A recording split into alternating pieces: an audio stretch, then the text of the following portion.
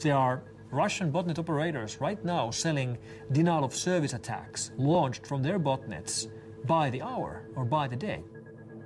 What's unique about Stormworm's botnet is its size and sophistication. Experts estimate the number of linked computers to be in the millions.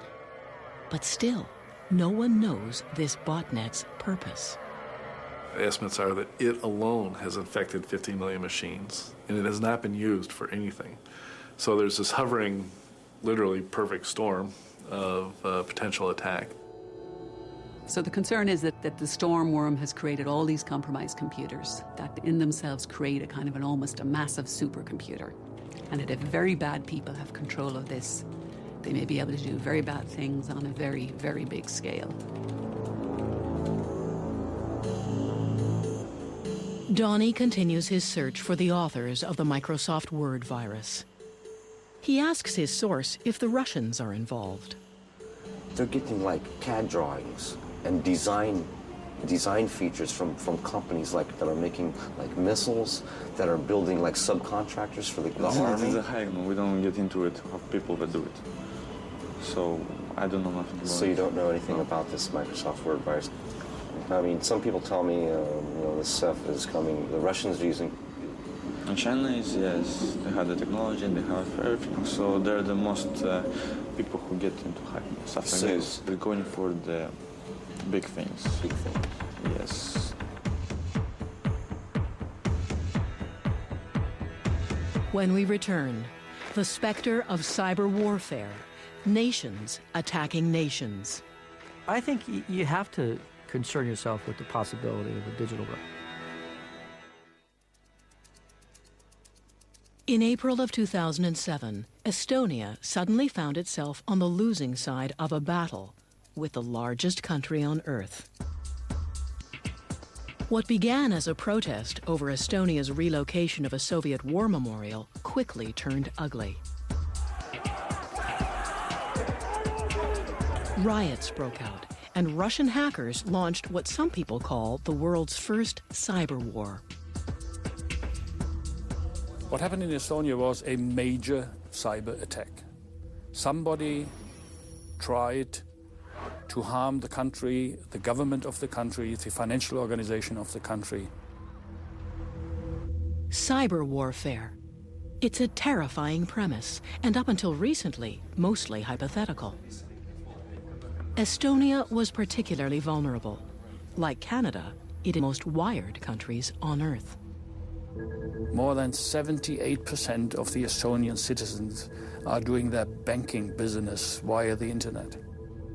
In a place where most people bank online, attacking the internet makes everyone a little nervous. Down to the point that people may ask, is my money still in the bank if I don't have access to my money? Within minutes, hackers shut down the banks. They also targeted broadcasters, newspapers, and government offices. We saw the single largest attack against all of the infrastructure of a single country we've ever seen. And it really started to affect the everyday life of people. And though the Russian government denies any involvement, there's no doubt the attacks were politically motivated. We don't have solid evidence that this is related to any governments. However, we have reasonable evidence that this has its roots in Russian Federation. At one time, the U.S. saw Russia as the main cyber warfare opponent. As early as 1998, the country was accused of hacking into U.S. government systems. But these days, America fears a new cyber spy, China. That is the country that we're most worried about. Rick Howard is a retired lieutenant colonel of the U.S. Army. He spent the last 2 years of his career as the chief of the Army's Computer Emergency Response Team, the cyber SWAT team of the U.S. military. China, in their own doctrine, their own military doctrine, says they'll be ready to take on the U.S. by 2025. They're not going to do that tank on tank. That's not what their plan is. Their plan is to go at us with asymmetric warfare, using the internet as part of their attack vehicle. Rick believes that Chinese hackers are currently mining U.S. government computers, using tools that are similar to the Microsoft Word virus. They steal every document on those hard drives. Every Word document, every PowerPoint document, every Excel document, and they bring them back to China. We're talking about millions of documents. Stealing national secrets over the net has replaced old-fashioned espionage. But Rick's greatest concern is that the Chinese military is training and recruiting hackers. The PLA in China recruit hackers from the Chinese population, and they train them in military information warfare tactics. They give them a regular salary so that they can go and try to penetrate U.S. government and other government institutions. In 2007, the U.S. claimed China cyber-attacked the Pentagon. The Chinese government officially denies these claims.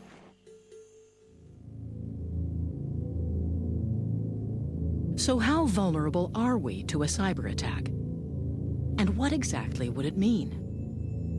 The complete breakdown of financial, health, traffic, air traffic, government, structure of a country.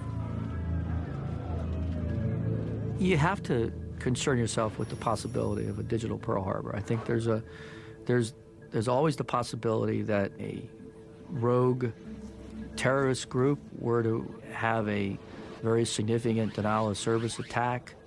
And if there's anything that people need to understand in cyberspace is that this is hard stuff. You have to take it serious.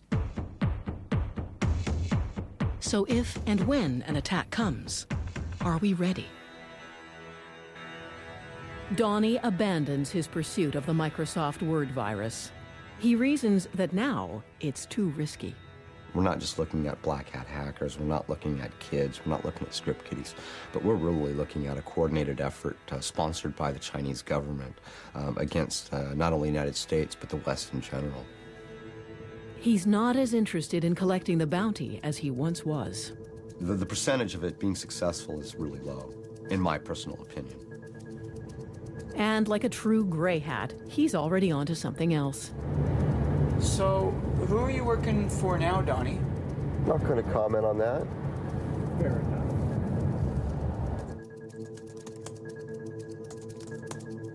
Michael Calche has written a book about his life as a notorious hacker. I couldn't stand back knowing what was going on and what happened and how bad it's getting. 8 years after his attack, he says he could do it all over again if he wanted to. Because they haven't done anything about it. They say they're investing this into internet security and this and that, but the situation is only getting worse for everybody. Attacks are increasing. The number of viruses has doubled in a year. And places like the Pentagon ward off a cyber attack nearly every day. Is cybersecurity a significant threat to the critical infrastructure of Canada and the world? Absolutely, no question. This is serious stuff.